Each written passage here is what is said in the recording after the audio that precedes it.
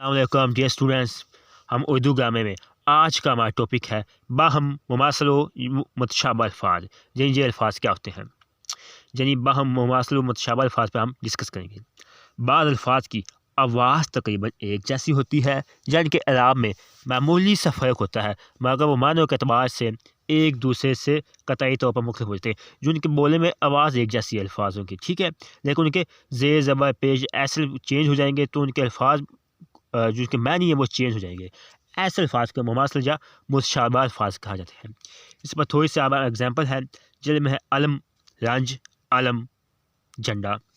یہ ہے عرض، زمین. یہ ہے عرض، چرائیہ درخواست. یہ آر اوزار کا نام ہے. یہ آر شرم و حیا. اثر، نتیجہ. یہ اثر ہے زمانہ. ٹھیک ہے، اب دیکھ لینا یہ کچھ ہے آپ کے سامنے ایگزامپل. ٹھیک ہے، رقم، دولت، پیسہ. رقم لکھنا، تحریر کرنا. جن الفاظ کی آواز تقریباً ایک جیسی ہے لیکن ان کے معنی چینج ہیں.